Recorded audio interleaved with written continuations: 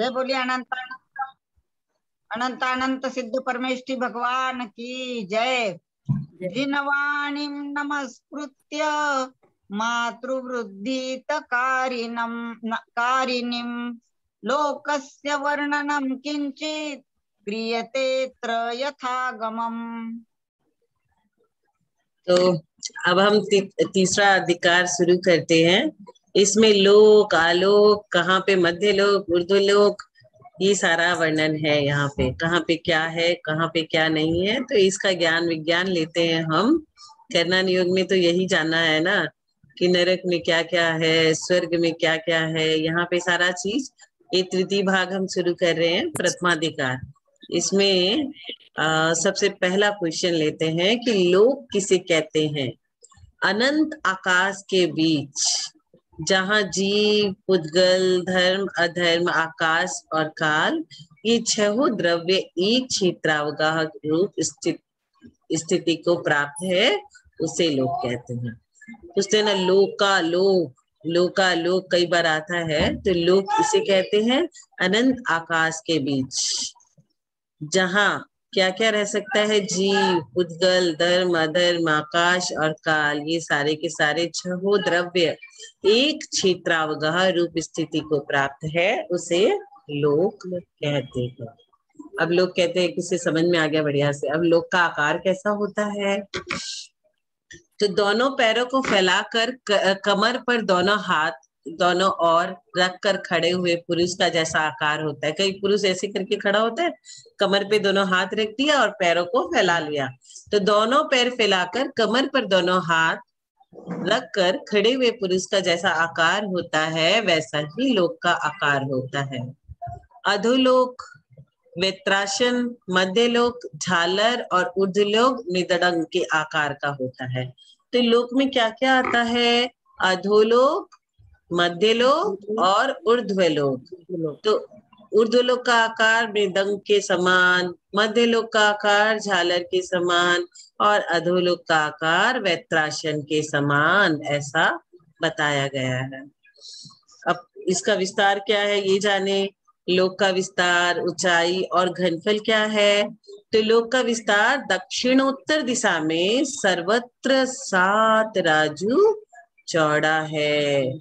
पूर्व और पश्चिम दिशाओं का विस्तार नीचे 7 राजू, ऊपर क्रम से घटता हुआ मध्य लोक में 1 राजू और फिर क्रम से बढ़ता हुआ ब्रह्मलोक के पास 5 राजू, तत्पश्चात क्रम से घटता हुआ अंत में 1 राजू प्रमाण है। लोक की ऊंचाई अधोलोक से लेकर के ऊपर तक 14 राजू, संपूर्ण लोक का घनफल 7 राजू का घन अर्थात 7 into 7 into 7, 7 का स्क्वायर क्यूब 343, 343 घन राजू है। कितना, 343 घन राजू। अब अधोलोक का क्षेत्रफल और घनफल क्या है। बहुत हम लोग ना अधोलोक में क्या हो रहा है क्या नहीं हो रहा है बहुत जानते रहते हैं दिन भर। तो मुख और भूमि को जोड़कर आधा करना और उसमें पद योग अर्थात 7 राजू ऊंचाई का गुना करने से क्षेत्रफल प्राप्त होता है और क्षेत्रफल में मोटाई का गुना करने से घनफल प्राप्त होता है।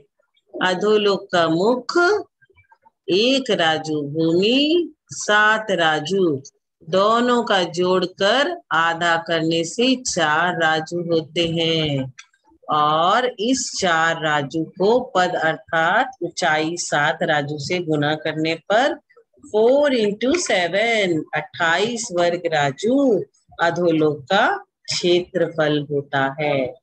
इस क्षेत्रफल का दक्षिणोत्तर विस्तार 7 राजू से गुना करने पर 28 into 7 मतलब कितना आया, 196 घन राजू अधोलोक का घनफल होता है। अब 5वां प्रश्न, ऊर्ध्वलोक का क्षेत्रफल और घनफल क्या है। तो अर्ध ऊर्ध्वलोक मुख 1 राजू, भूमि 5 राजू, और दोनों का जोड़कर 6 आ गया, और उसे आधा करने से 3 राजू होता है। इस 3 राजू को पद अर्थात ऊंचाई 1/2 राजू से गुना करने पर 3 into 3 सही 1/2। तो 3 दूनी 6, 6 में 1 जोड़ा 7, 7/2, 7 को गुना किया 3 से, आ गया 21। तो 21/2 वर्ग राजू ऊर्ध्वलोक का क्षेत्रफल होता है। अब इस क्षेत्रफल को क्या करेंगे? दक्षिणोत्तर विस्तार 7 राजू से गुना करने पर क्या आएगा? 2 सही 1/2 into 7 बराबर 147/2 घन राजू ऊर्ध्व लोक का घनफल होता है। क्षेत्रफल और घनफल को गुना करने से 21 गुने 2 42 वर्ग राजू, और 147 डिवाइडेड बाई 2 into 2 करने से 147 घन राजू क्रमशः पूरे ऊर्ध्वलोक का क्षेत्रफल और घनफल होता है। अब ये क्षेत्रफल और घनफल और इनका पूरा हम देख लिए क्या क्या है। अब समझेंगे कि लोक की रचना किस प्रकार की है। अधोलोक, मध्यलोक और ऊर्ध्वलोक से भेद के लोक के 3 भेद हैं। मेरु पर्वत के नीचे 7 राजू प्रमाण अधोलोक है, और मेरु पर्वत के तल भाग से लेकर के 6 राजू में क्या क्या है?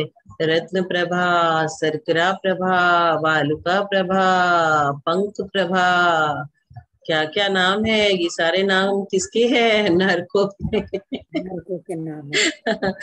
6 राजू में रत्न प्रभा, शुरू तो होता है रत्नों से, है क्या? नरक की भूमि सारी। रत्न प्रभा, सर्करा प्रभा, वालुका प्रभा, पंख प्रभा, धूम प्रभा, तम प्रभा, महातम प्रभा नाम की 7 पृथ्वियां है। इसके नीचे 1 राजू प्रमाण स्थान भूमि रहित, पृथ्वी रहित तथा निगोद आदि 5 स्थावरों से युक्त है। मेरु पर्वत की ऊंचाई प्रमाण मध्यलोक है। मेरु पर्वत 1000 योजन पृथ्वी के अंदर जड़ की गहराई है। 99,000 योजन बाहर, 99,000 योजन बाहर अर्थात पृथ्वी पर है, और 40 योजन की चूलिका है उसकी।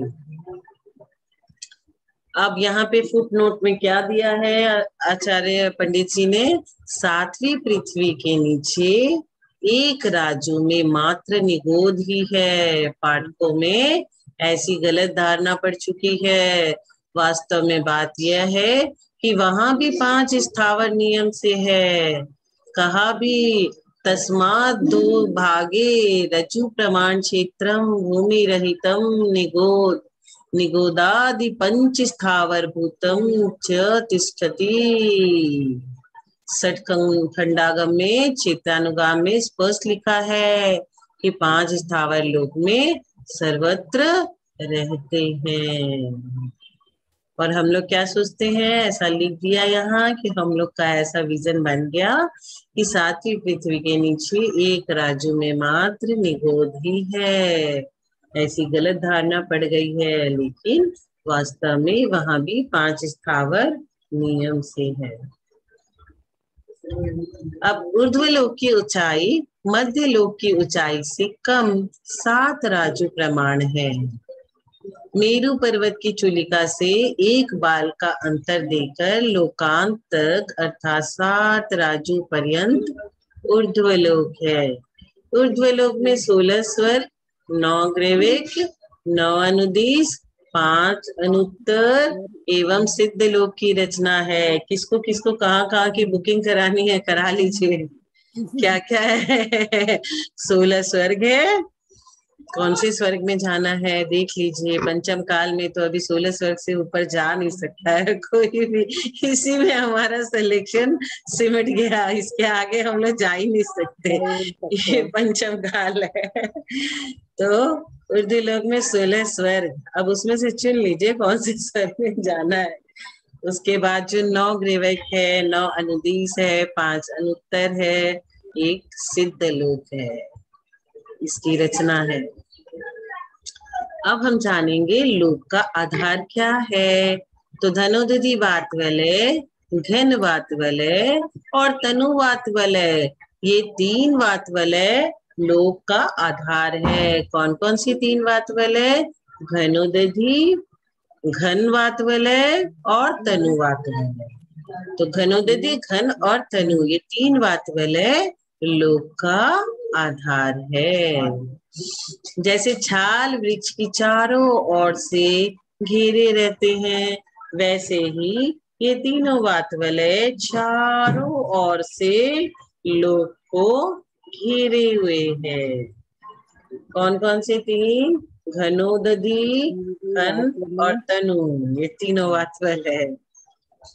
तो तीन तहों के सदृश से सर्वप्रथम गोमूत्र के वर्ण वाला घनोदधि वात वलय है। उसके पश्चात मूंग के वर्ण वाला घन वात वलय और उसके बाद अनेक वर्ण वाला तनु वात वलय। तो किससे किसकी तुलना की गई? गोमूत्र के वर्ण वाला घनोदधि, मूंग के वर्ण वाला घन वात वलय और अनेक वर्ण वाला तनु वात वलय। तो बस ये तीनों वात वलय मिलाकर के चारों ओर से ये सब लोक को घेरे हुए हैं।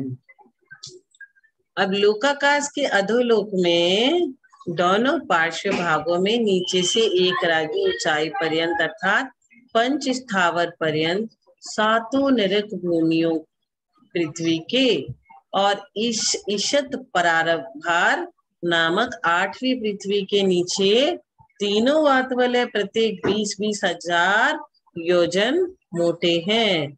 कितने मोटे हैं? 20-20 हजार योजन।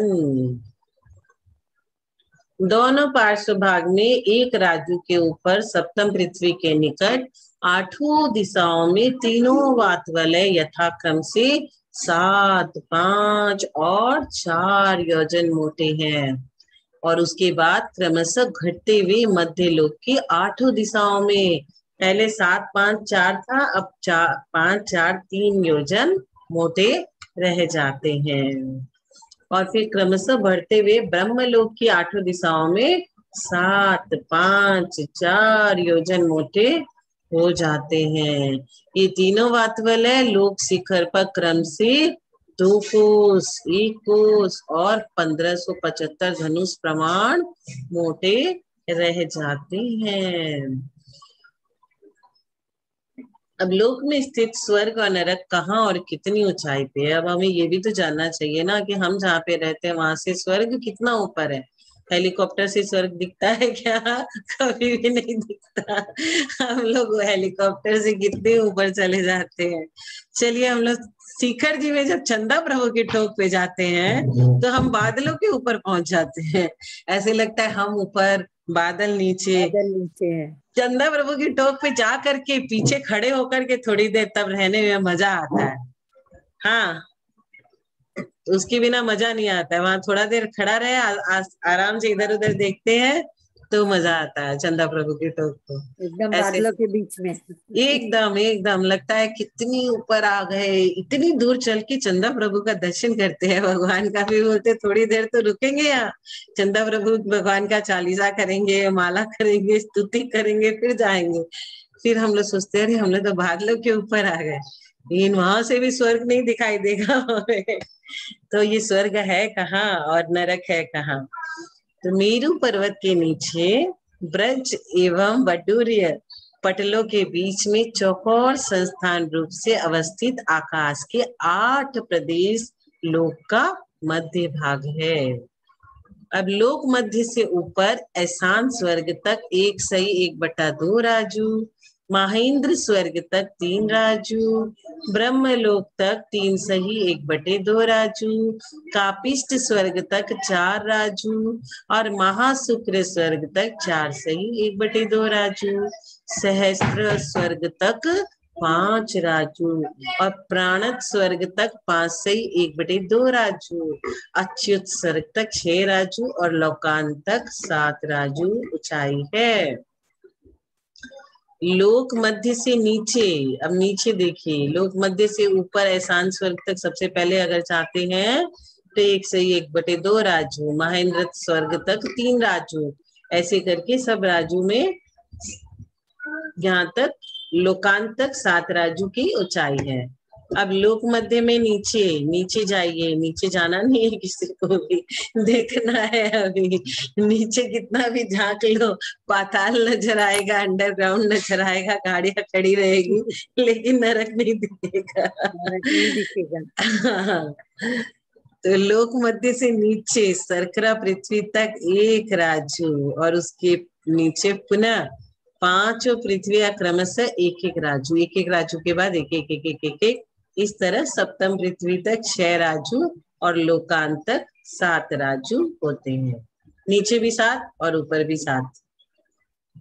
ठीक है, अब हम लोग समझ गए कि स्वर्ग कहाँ है और नरक कहाँ है। ना तो चंद्रा प्रभु की टोक से हमें स्वर्ग दिखेगा, न हमें कहीं से नरक दिखेगा, अंडरग्राउंड से नरक नहीं दिखेगा। कुछ नहीं दिखेगा। 7 राजू तक। अब लोक की चौड़ाई कहाँ कितनी है? नीचे अधोलोक के मूल में चौड़ाई 7 राजू और मध्यलोक में 1 राजू, ब्रह्मलोक में 5 राजू और लोक के अग्रभाग में 1 राजू है। तो लोक मध्य से 1 राजू नीचे सरकरा पृथ्वी के अंत में 1 सही 6/7 राजू चौड़ाई है। उससे 1 राजू नीचे बालुका प्रभा के अंत में 2 सही 5/7 राजू चौड़ाई है।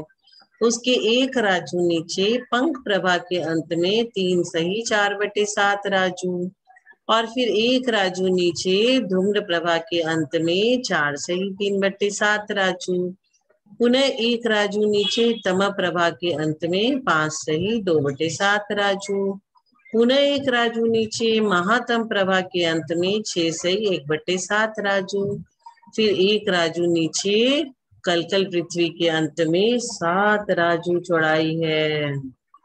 इसी प्रकार लोक मध्य में 1 राजू ऊपर 2 सही 1/7 राजू, और फिर 1 राजू ऊपर 3 सही 2/7 राजू, और फिर 1 राजू ऊपर 4 सही 3/7 राजू, और फिर आधा राजू ऊपर जाने पर 5 राजू चौड़ाई है।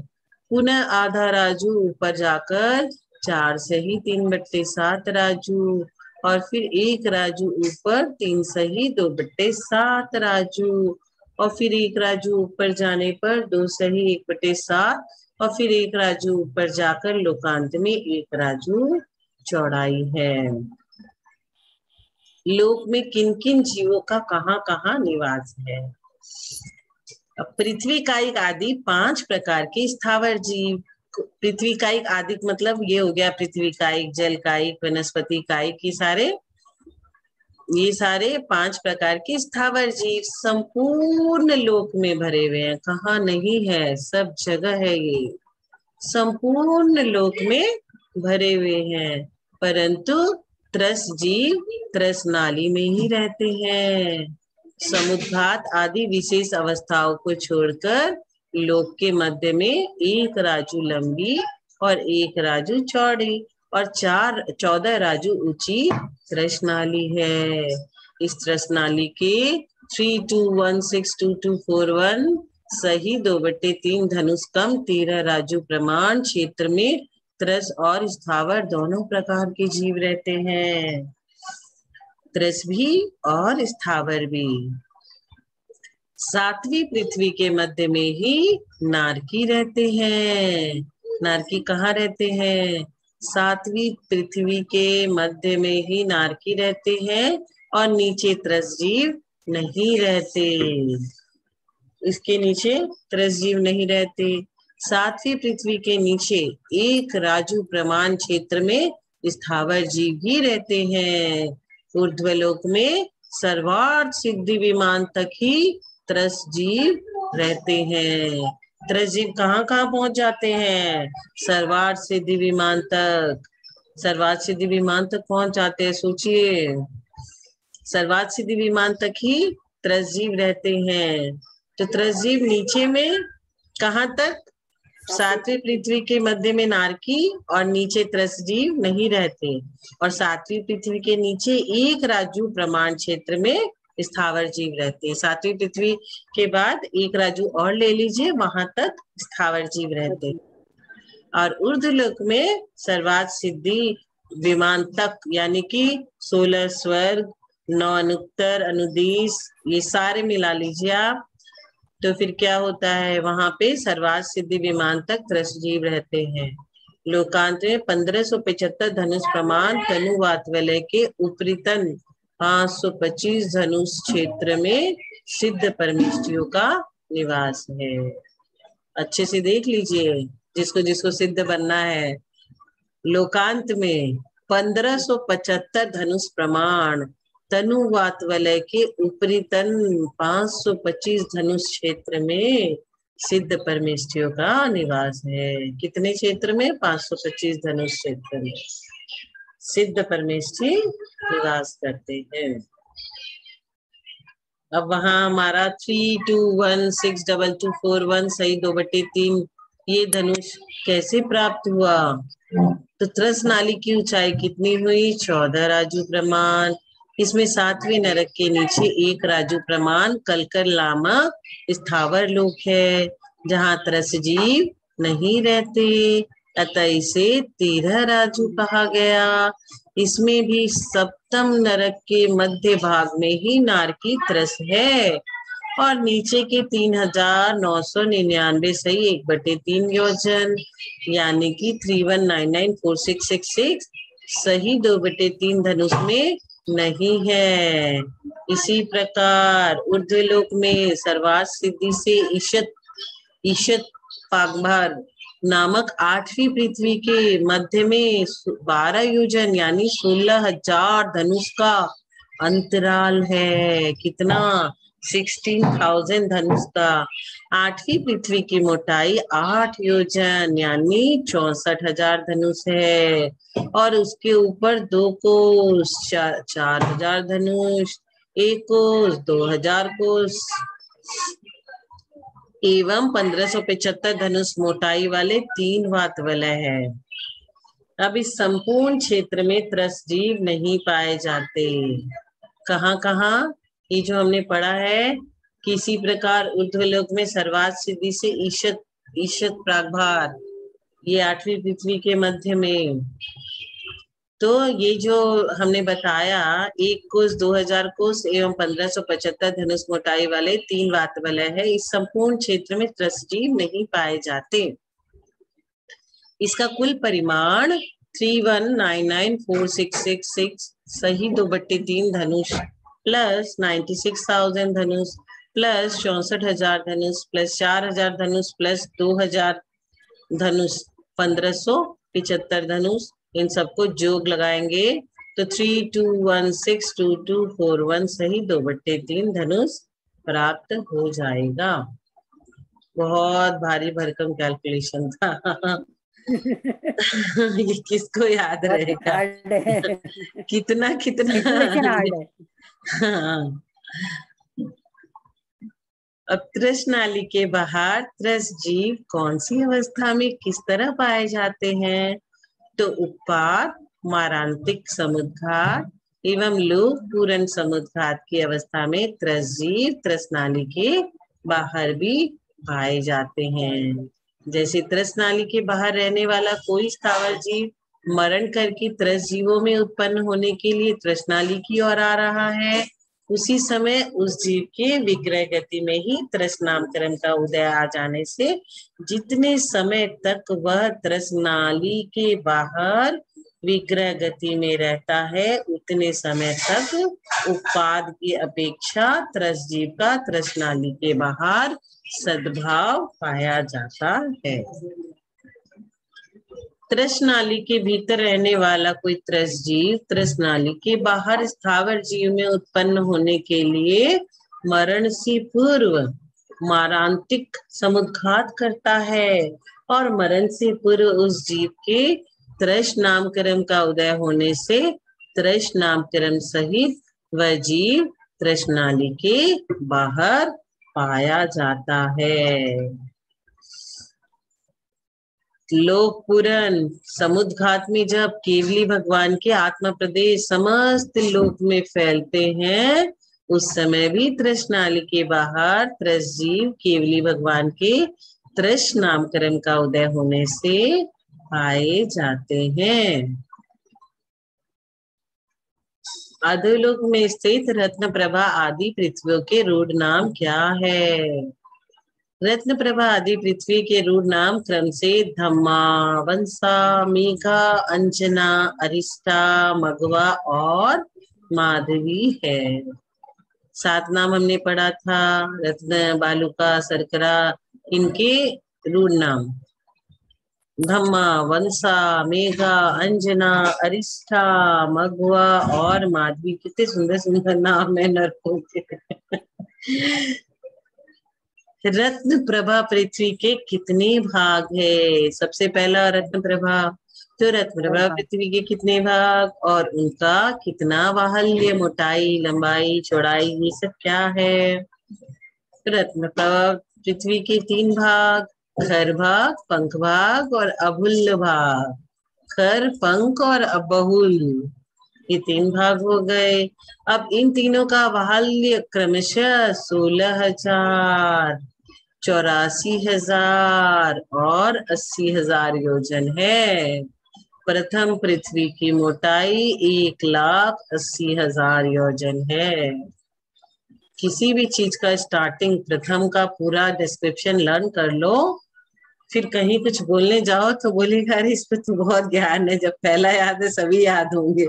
लेकिन पहला थोड़ा सा नॉलेज बढ़ाने के लिए हर चीज का पहला का कितना है, जैसे नरकों की पहली आयु कितनी है? 10,000 वर्ष, ये अपने को ध्यान में रखनी चाहिए। हाँ भाई, 10,000 वर्ष की बुकिंग तो हो ही जाएगी, कुछ भी करेंगे ऐसा वैसा, मिनिमम आयु 10,000 वर्ष। तो अब कौन सी पृथ्वी? सबसे पहली पृथ्वी रत्न प्रभा। रत्न प्रभा। अब उसके 3 भाग कौन कौन से? खर, पंख और अबहुल भाग।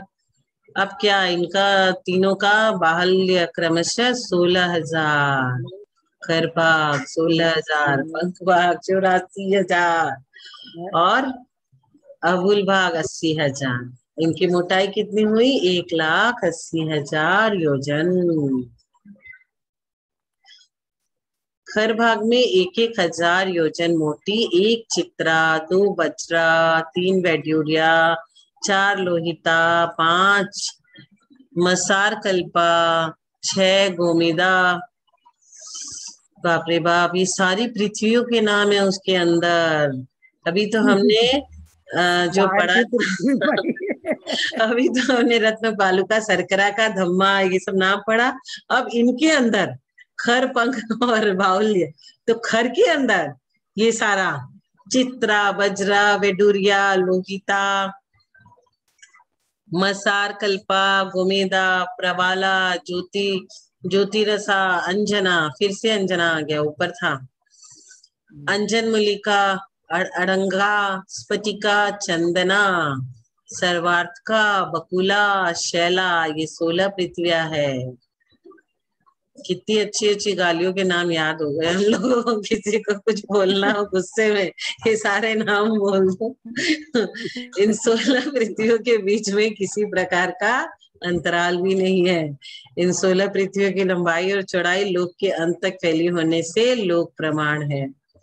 बाप रे बाप, की 16 चित्रा, वज्रा, वेडुरिया, लोहिता, मसार कल्पा, गोमेदा, परवाला, ज्योतिरसा, पंख और अबुल्य भाग की भी लंबाई और चौड़ाई लोक प्रमाण है। तो पहला का पढ़ा है अभी तो हमने, खर भाग का। अब आगे पढ़ेंगे। खर भाग में इतना सारा पढ़ लिया। अब पंख भाग और अवल्य भाग की भी लंबाई और चौड़ाई लोक प्रमाण है। तो द्वितीय आदि पृथ्वियों का बाहुल्य मोटाई क्या है? द्वितीय सरकरा पृथ्वी की मोटाई 32,000 योजन, बालुका की 28,000, क्रमशः कम होती जा रही है सारी। पंख की 24,000, धूम प्रभा 20,000, तम प्रभा 16,000 योजन, महातम प्रभा 8,000 योजन मोटाई है। अब ये सातों पृथ्वी, सातों नरक, सातों पृथ्वी का आधार क्या है? रत्न प्रभा आदि सातों पृथ्वी के नीचे 20,000 योजन मोटे 3 वातवलय है और उनके नीचे आकाश है। हम लोग के तो ऊपर आकाश रहता है ना। यहाँ यहाँ रत्न नीचे प्रभा आकाश आदि है। रत्न प्रभा आदि सातों पृथ्वी के नीचे 20-20 हजार योजन मोटे 3 वातवलय और उनके नीचे आकाश। एक पृथ्वी दूसरी पृथ्वी से संश्लिष्ट नहीं है। पृथ्वी की मोटाई से कम एक एक राजू के अंतराल से पृथ्वियां स्थित है। रत्न प्रभा आदि पृथ्वी में पटलों की संख्या कितनी है? तो रत्न प्रभा में 13, शर्करा प्रभा में 11, बालुका में 9, पंख में 7, धूम में 5, तमा में 3 और महातमा में 1 पटल है। सातों पृथ्वी के कुल पटलों की संख्या 49। ये पटल एक दूसरे से संश्लिष्ट है। अब बिलों में आ जाओ। जैसे हम कहाँ रहते हैं? हम बॉम्बे में रहते हैं। बॉम्बे में कहाँ? मलाड में रहते हैं। मलाड में कहाँ? आप अपना पूरा एड्रेस दोगे ना, वैसे ही इसका पूरा जान लो। रत्न प्रभा उसके अंदर क्या, उसके अंदर क्रमशः 3 लाख। पूरा। तो रत्न प्रभा और रत्न प्रभा आदि पृथ्वी में बिलों की संख्या कितनी है एवं बिलों की रचना कहाँ कहाँ पर है? रत्न प्रभा आदि पृथ्वी में क्रमशः 30 लाख, 25 लाख, 15 लाख, 10 लाख, 3 लाख, 5 कम 1 लाख और मात्र 5 बिल। कितने कितने? 30 लाख, 25 लाख, 15 लाख, 10 लाख, 3 लाख, 5 कम 1 लाख और 5। तो 5 कम 1 लाख, उसमें 1 लाख में 5 कम थे और लास्ट में 5। अब प्रथम पृथ्वी का अमूल्य भाग एवं अन्य 5 पृथ्वियों में नीचे ऊपर की 1,000 योजन मोटाई छोड़कर बीच में जितने जितने पटल बने हैं उनमें अनुक्रम से बिलों की रचना है। सातवीं पृथ्वी 8,000 योजन मोटी है। इसमें ऊपर और नीचे बहुत मोटाई छोड़कर मात्र मध्य में बिलों की रचना है। ये बिल ही नरक कहलाते हैं। ये सारे बिल जितने भी हमने अभी पढ़े, 25 लाख, 30 लाख, 15 लाख, 10 लाख, ये सारे क्रमशः नरक कहलाते हैं। नरक पटलों में बिलों का विन्यास किस प्रकार है? तो नरक पटलों में बिलों का विन्यास इंद्रक श्रेणीबद्ध और प्रकीर्णक रूप में है। जो अपने पटल के सर्व बिलों के ठीक मध्य में होता है उसे इंद्रक बिल कहते हैं। इस इंद्रक बिल की चारों दिशाओं एवं विदिशाओं में जो बिल पंक्ति रूप से स्थित है उसे श्रेणीबद्ध कहते हैं। श्रेणीबद्ध मतलब नाम से ही वो पंक्तियों में एकदम सजा करके रहते हैं। और जो श्रेणीबद्ध बिलों के बीच में बिखरे हुए पुष्पों के समान यत्र तत्र स्थित है उसे प्रकीर्णक बिल कहते हैं। ये सजे हुए नहीं रहते, श्रेणीबद्ध नहीं है, ये प्रकीर्णक है, इधर उधर पुष्प जैसे बिखर जाते हैं। यह रचना प्रत्येक पटल में है। प्रथम पृथ्वी के नरक के 13 पटलों में 13 इंद्रक बिल, दूसरे आदि नरकों में पटलों की संख्या अनुसार ही क्रमशः 11, 9, 7, 5, 3 और 1 इंद्रक बिल। तो कुल इंद्रक बिल कितने हुए? 49। प्रथम नरक के प्रथम पटल में स्थित इंद्रक बिल की एक एक दिशा में 49 मतलब 49 और बी दिशाओं में 48 श्रेणीबद्ध बिल है। बहुत व्यवस्थित रूप से नरक की संरचना है पूरी। नरक रचना हुई है। आर्किटेक्ट अच्छा होगा दीदी, हाँ आर्किटेक्ट बहुत अच्छा होगा, अच्छे से कंस्ट्रक्शन किया है वहाँ। सच्ची आर्किटेक्चर में, अच्छा होगा। सच्ची में श्रेणीबद्ध पूरा बना बना के आर्किटेक्ट ने बनाया है। बहुत अच्छा बनाया। तो भी हमें नहीं जानना, नहीं देखना, नहीं उधर गुजरना, तेरी गलियों में नहीं आना। सुंदरता में नहीं फंसना है। पता नहीं वो सुंदरता है कि वो ऐसे ही क्रमबद्ध श्रेणीबद्ध दिख रहे हैं। हम लोग जाके तो आए हैं पर भूल चुके हैं हम लोग कैसा था वो, सब चीज भूल चुके हैं। कितने कितने बरस सागरोपम, कितने कितने सागर वहां बिता के आए हैं और भूल गए कहाँ थे, क्या थे, नहीं थे।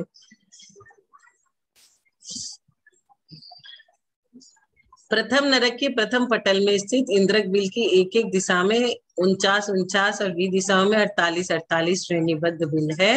द्वितीय आदि इंद्रक बिल से लेकर सप्तम नरक स्थित अंतिम इंद्रक बिल तथा अंतिम इंद्रक बिल तक श्रेणीबद्ध बिलों की संख्या एक एक कम होते होते अंतिम इंद्रक बिल की चारों दिशाओं में तो एक एक श्रेणीबद्ध बिल मिलता है और 20 दिशाओं में श्रेणीबद्ध बिल नहीं पाए जाते। बस ये आज का 20 तक लास्ट क्वेश्चन ले लेते हैं। अंतिम प्रश्न, बिलों का विस्तार और आकार क्या है? इंद्रक बिल संख्यात योजन विस्तार वाले ही होते हैं और श्रेणीबद्ध बिल असंख्यात योजन विस्तार वाले। प्रकीर्णकों में कुछ प्रकीर्णक बिल संख्यात योजन और कुछ असंख्यात योजन विस्तार वाले होते हैं। ये बिल गोल, चौकोर और त्रिकोण आकार वाले हैं। एक तरह का नहीं है, तीनों तरह का है। राउंड भी है, स्क्वायर भी है, ट्रायंगल भी है, सारे सब है। आज हमने 1 से लेके 20 तक पूरा पहला अध्याय कर्णानुयोग दीपक भाग 3 का, कहाँ क्या रचना है, कितने राजू ऊपर हम जहाँ रहते हैं मध्य लोक के, कितने राजू ऊपर स्वर्ग है, कितने राजू नीचे नरक है, नरकों की क्या व्यवस्था है, वातवलय है, वातवलय के आधार पे सब कुछ टिका हुआ है।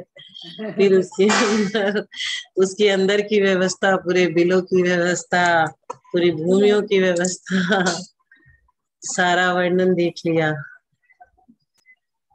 बहुत दर्दनाक है नरकों का। नाम अच्छे अच्छे लेकिन अंदर क्या है क्या मालूम। कितने अच्छे अच्छे अंजना, चंदना, क्या क्या शेप बनाया है, सब कुछ। चलिए ऐसे नाम नहीं। इसका भी आगे पढ़ेंगे वर्णन। सर्गों का अनुत्तर, अनुदिश, क्रैवेक, सर्वार्थ सिद्धि, ये भी पढ़ेंगे। नरकों का वर्णन ज्यादा पढ़ा के लोगों को डराया जाता है कि देख लो क्या है, देख लो क्या है, देख न जाए। हाँ, कि वहां जाने के लिए हम जो कर रहे हैं अति आरंभ, अति परिग्रह नहीं करना। डाला में भी दीदी इसीलिए तो चारों गतियों के दुखों का वर्णन पहले किया। सबसे पहले तो नरकों का दुख के वर्णन से स्टार्ट कर दिया उसमें जी। पहली ढाल में तो पूरे नरक के दुख है, सब दुख दुख दुख बताए। हाँ, कैसे कैसे चारों गतियों का भी है उसमें और नरकों का भी है।